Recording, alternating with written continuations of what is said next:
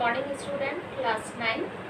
कल हमने आपको एकांकी संचय का चैप्टर संस्कार और भावना ये समझाया था और उसी चैप्टर को आगे कंटिन्यू करते हुए हम आज पढ़ेंगे इसके बारे में कि यहाँ पर उन्होंने संस्कार और भावना में हमने आपको बताया था कि संस्कार जो है मनुष्य के अलग होते हैं और भावनाएं अलग होती हैं। संस्कार परिवार से मिलते हैं, कुछ संस्कार अच्छे होते हैं और संस्कारों के अंतर्गत क्या होता है कि रीति रिवाज भी आते हैं। और रीति रिवाज जो कि क्या है, बहुत से रीति रिवाज ऐसे होते हैं जो कि हमारे लिए अच्छे होते हैं और कुछ रीति रिवाज ऐसे होते हैं जो हमारे लिए क्या होते हैं, थोड़ी सी बुराई उत्पन्न करते हैं। पर कभी कभी क्या होता है कि हम जो है उन संस्कारों को भी इसी तरीके से मानते रहते हैं और जैसे कि हमारे परिवारों में जैसे चलता आ रहा है हम उसी तरीके से वो संस्कारों पर चलते रहते हैं।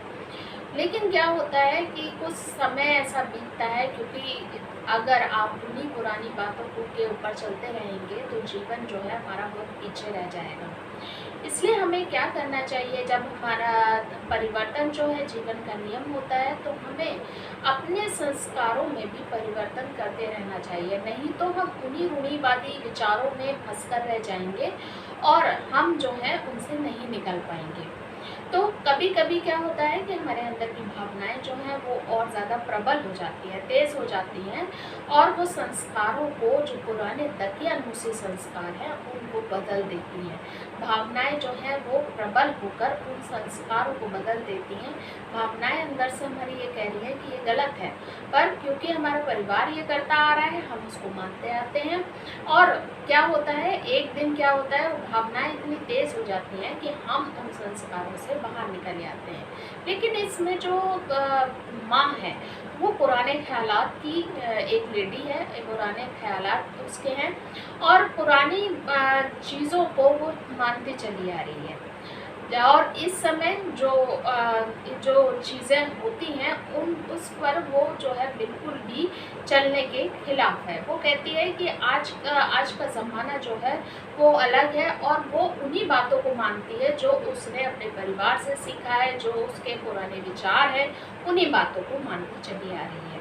यहाँ पर हम देखते हैं कि उमा जो है ये बात कहती है कि जिन बातों को हम प्राण देकर भी विरोध करने को तैयार रहते हैं, एक समय आता है कि वे ही बातें हम चुपचाप स्वीकार कर लेते हैं। और यहाँ पर हम क्या देखते हैं कि जब कहानी का इस एकांकी का आरंभ होता है तो हम क्या देखते हैं, स्टेज की व्यवस्था दिखाई गई है कि स्टेज किस तरीके से सजाया हुआ है, यानी कि इस कहानी में किस तरीके से आपको, अगर आप इस कहानी को एक मंच पर प्रस्तुत कर रहे हैं तो कैसे स्टेज सजाएंगे। उसके बाद हम क्या देखते हैं कि उमा जो है वो लेटी हुई है और उसकी साड़ी अस्त व्यस्त है और वो अपने भार को एक कोहनी पर, यानी कि कोहनी पे टिकी हुई वो जो है वो लेटी हुई है और वो ये एक किताब उसके सामने पड़ी हुई है जिसको वो खोले तो हुए हैं पर पढ़ नहीं रही है। पर उसके अंदर अपने मन ही मन अपने आप से बात करती हुई क्या कहती है कि यहाँ कहती है कि जिन बातों का हम प्राण देकर विरोध करते हैं, एक समय वो आता है कि वो बातें हमें क्या करनी पड़ती हैं, चुपचाप स्वीकार करनी पड़ती हैं। ये जो लाइनें हैं, जो आपकी माँ की ये लाइनें दी हुई हैं, इन्हीं लाइनों से एकांकी जो है वो शुरू होती है और इन्हीं लाइनों से एकांकी जो है वो समाप्त हो रही है। हम इसके आगे देखते हैं, फुसफुसा कर फिर पुस्तक देखती है, फिर शून्य में दृष्टि गड़ा देती है। और ये इतनी सी बात कहकर जो है उमा वो क्या करती है, फिर अपनी पुस्तक की तरफ, जो उसके सामने पुस्तक पड़ी हुई है, उसको वो अपनी पुस्तक की तरफ जो है वो निगाह करती है, फिर शून्य में दृष्टि गड़ा देती है, फिर एक तरफ देखने लगती है। उसकी आंखें गंभीर है, उसकी आंखों में गंभीरता दिखाई दे रही है, उसके मुख पर आने वाली संध्या की रक्तिम आभा सौंदर्य बिखेर रही है और उसके मुख पर, क्योंकि शाम हो रही है तो उसके मुख मीन्स चेहरे पर, उसके चेहरे पर आने वाली, उसके चेहरे पर क्या है, आने वाली संध्या मीन्स शाम की, रक्तिम मीन्स आभा और यहाँ रक्तिम मीन्स लाल और आभा मीन्स चमक, यानी कि जो उसका चेहरा जो है वो लाल लाल सूरज की, जो शाम को सूरज की किरणें कैसी हो जाती हैं, लाल हो जाती हैं, तो लाल लाल जो सूरज की किरणों से उसके चेहरा जो है वो चमक रहा है, यानी कि उसके ऊपर शाम के सूरज की किरणें उसके चेहरे पर पड़ रही है, जिसके कारण उसका चेहरा चमक रहा है और सौंदर्य बिखेर रहा है, यानी कि उसका चेहरा बहुत खूबसूरत लग रहा है। वह इतनी खोई हुई है कि नौकर रसोई के बरामदे से आकर बर्तन उठा ले जाता है, पर वह नहीं देखती। वह इतना खोई हुई है, अपने आप में इतना खोई हुई है कि नौकर आता है और बरामदे से क्या ले जाता है, बर्तन उठा के ले जाता है, लेकिन वो उसकी तरफ ध्यान नहीं देती है। उसका सिर उसी तरह खुला रहता है और दिवा की किरण कर्णफूल पर चमकती है। उसका सिर जो है वो खुला हुआ है, सिर को ढके हुए नहीं है, और दिवा की किरण, और एक किरण उसके, दिवा मीन्स होता है दिन की, दिन यानी कि वो शाम का समय है, उसकी एक किरण, सूरज की एक किरण उसके कर्णफूल पर, उसके कान के इयरिंग, कर्णफूल होते हैं इयरिंग, है ना, उसके कर्णफूल पर एक किरण, सूर्य की एक किरण पड़ती है, और उसके कारण, यानी कि उसके जो इयरिंग है उनके ऊपर जब सूरज की किरण पड़ती है तो उसी चमक में केशों की स्निग्धता उभर आती है। और जब उसके उस कर्णफूल पर सूरज की किरण जो है वो पड़ रही है, उस पे पड़ने के कारण उसके केश, उसके बालों का स्निग्धता, यानी कि बालों की चमक और ज़्यादा क्या होती है, दिखाई देने लगती है। तभी पश्चिम वाला बाहर का द्वार खुलता है, और तभी क्या होता है कि पश्चिम में जो दरवाज़ा है वो, जो कि बाहर की तरफ जाता है, वो दरवाज़ा खुलता है। माँ अंदर आती है, वह वृद्धा है, उसका मुख वेदना से पूर्ण है, और माँ जो है वो अंदर आती है, यानी कि उमा उसकी बहू है जो कि लेटी हुई है, और उसकी सास जो है वो वहाँ पर अंदर आती है। वह वृद्धा है, वो जो है वो बुजुर्ग है, और उसका मुख वेदना से पूर्ण है, और उसके मुख पर वेदना है, यानी कि दुख है, उसके चेहरे पर दुख साफ दिखाई दे रहा है, आंखों में पीड़ा है, और उसकी आंखों में दर्द जो है वो दिखाई दे रहा है, और शरीर में उसके थकान है, और थकी हुई सी वो अंदर आती है। उन्होंने साड़ी पर गरम चादर ओढ़ी है, साड़ी पहन रखी है माँ ने, और उसके ऊपर गरम चादर, जिसके आप शॉल भी कह सकते हैं, वो ओढ़ी हुई है।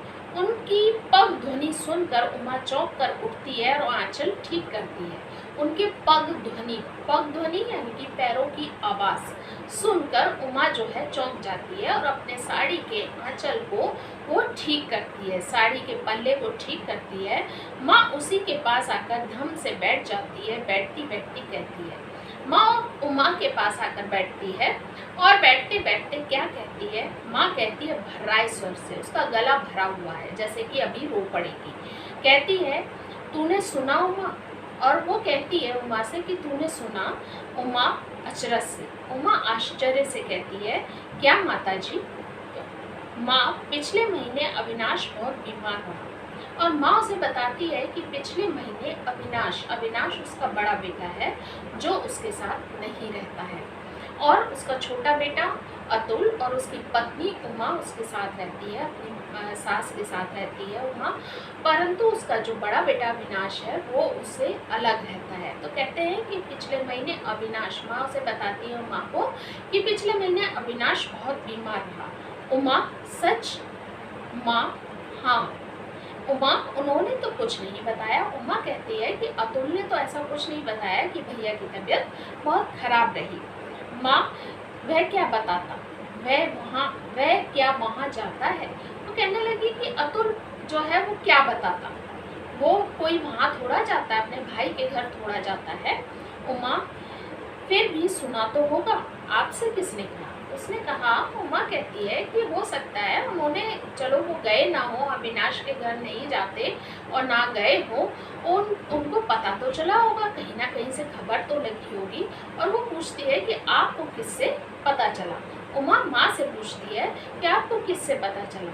मैं कुमार के घर गई थी। माँ कहती है कि मैं कुमार के घर, कुमार यानी कि पड़ोस में रहने वाला एक व्यक्ति है, उसके घर गई थी। वहीं उसकी मिसरानी ने मुझे बताया, कहने लगी तुम्हारा बेटा तो बहुत बीमार रहा।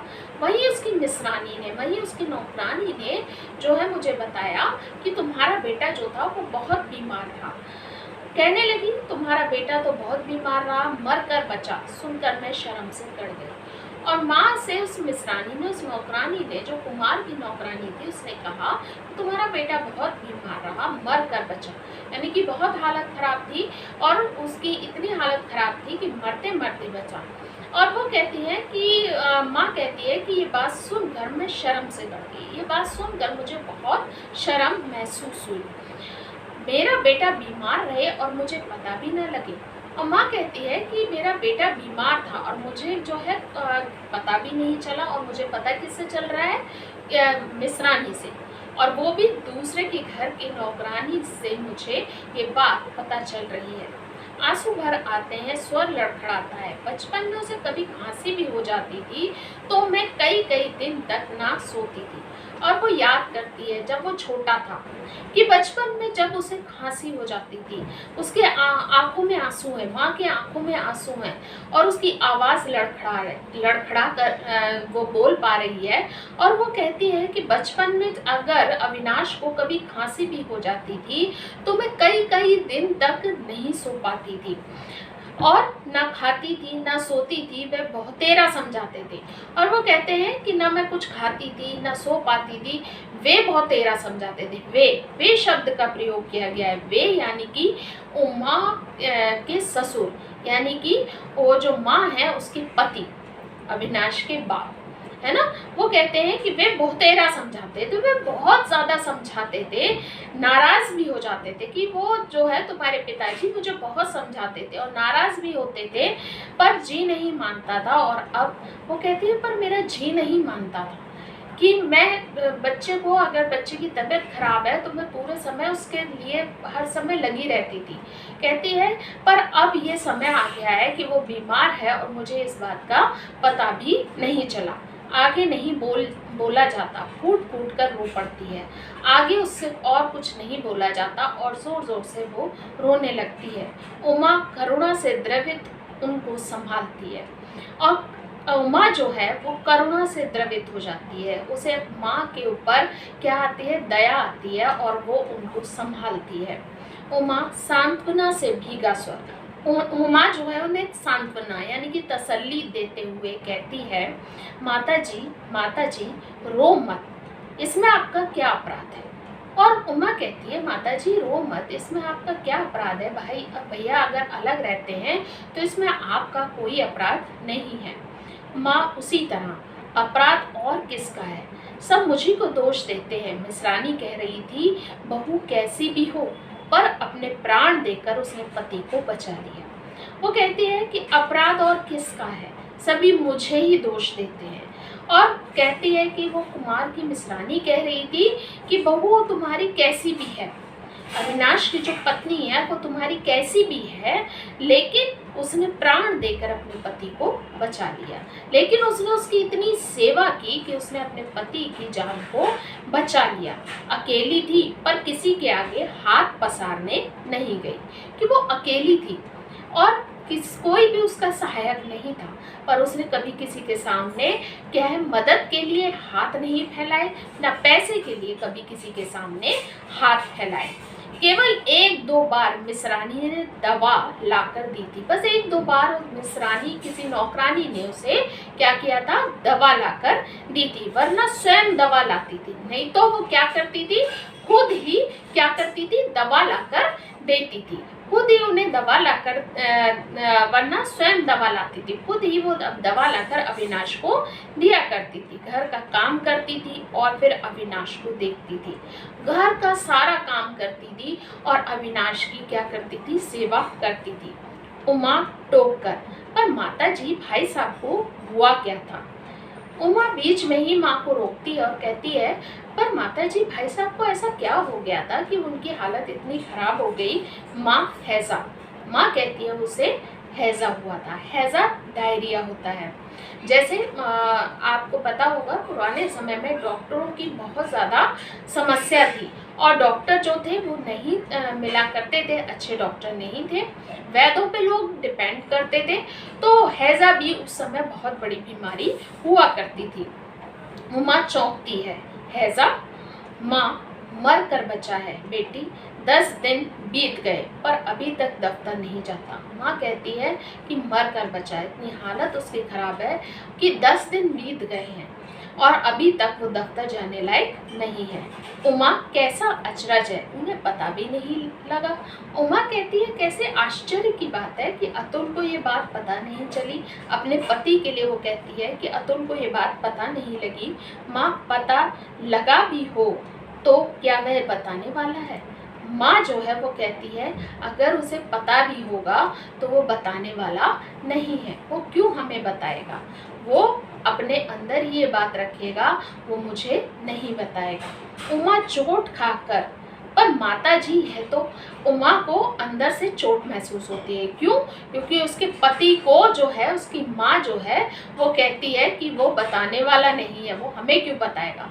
तो उमा को अंदर से दुख होता है और उसको चोट लगती है और वो कहती है पर माता जी है तो, वो कहती है पर माता जी यह तो इतना, और आगे वो कहना चाहती है पर माता जी जो है वो उस आगे जो है उसको बताती हैं और क्या कहती हैं, माँ विद्रूप से, विद्रूप होता है मजाक से, माँ मजाक में कहती हैं मैं जानती हूँ मेरे ही तो बेटे हैं, माया ममता किसी को नहीं छू गई है।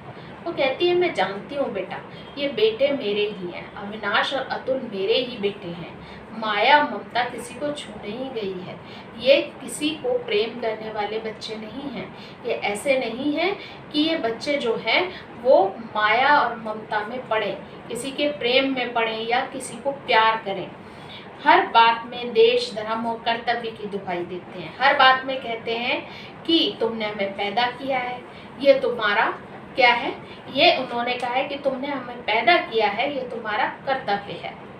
अब तुमने अपने कर्तव्य को निभाया, पैदा किया तुमने और अपना कर्तव्य पूरा किया कि तुमने हमें बड़ा किया, तुमने हमारे लिए कुछ नहीं किया। हम इस देश में पैदा हुए, हमारा ये धर्म है, हर बात में वो इस तरीके की बात करते हैं, ये मेरे ही तो बच्चे हैं। और यहाँ पर फिर आगे बताती है देना उन्होंने सीखा है, आखिर इनका बाप भी तो ऐसा ही था। और कहते हैं हर बात में उन्होंने देश धर्म की दुहाई दी है और कहते हैं कि इनका बाप भी, इनका पिता भी जो था वो ऐसे ही था। कैसा था? निर्मम था, कठोर हृदय का था। मुझे याद है जिस समय अतुल छोटा सा लड़का रहा, बचने की कोई आशा ना थी, उस समय वे शांत मन उसको धरती पर लिटाने के लिए सामान हटा रहे थे। कहते हैं इनके पिता जो थे वो भी कठोर हृदय के थे। कहते हैं एक बार की बात है, माँ बताती है माँ को, एक बार की बात है कि अतुल छोटा सा था और उसके बचने की उम्मीद नहीं थी। अतुल छोटा सा था, बहुत ज़्यादा उसकी हालत ख़राब हो गई थी, उसके बचने की कोई उम्मीद नहीं थी। और वो बताते हैं कि उस समय वे शांत मन से, वो बिल्कुल शांत थे, में जो अतुल के पिता थे वो बिल्कुल शांत मन से क्या कर रहे थे, धरती पर लेटाने के लिए सामान हटा रहे थे कि अब ये मरने वाला है, मर जाएगा, इसको नीचे ज़मीन पर लेटा दो, सामान को हटा रहे थे। दुनिया ने दांतों तले उंगली दबा कर कहा था। और वो कहते हैं कि दुनिया जब उन्हें देख रही थी, लोग उन्हें देख रहे थे तो सब हैरान थे और कह रहे थे ऐसा भी क्या बाप जो अपने बेटे के लिए भी नहीं रोता। कहते हैं सभी लोग जो थे वो क्या कह रहे थे, ऐसा भी क्या बाप है जो अपने बेटे के लिए नहीं रोता, उसी बाप के ये बेटे हैं। मुझे सदा उन्होंने माया ममता में फंसी हुई कहकर पोसा है, सदा मेरी निंदा की है। और वो कहते हैं कि उसी बाप के ये बेटे हैं, उन्होंने मुझे हमेशा क्या किया है, हमेशा कोसते रहे हैं, यानी कि भला बुरा मुझे कहते रहे हैं कि तुम तो प्रेम, इन बच्चों के प्रेम में फंसी रहो, बस इनके लिए हर समय करती रहो, सदा मेरी निंदा करते रहे और सदा मुझको भला बुरा कहते रहे हैं। 9th क्लास आज हम इतना ही पढ़ेंगे, इसके आगे हम आपको अगले वीडियो में पढ़ाएंगे। Thank you.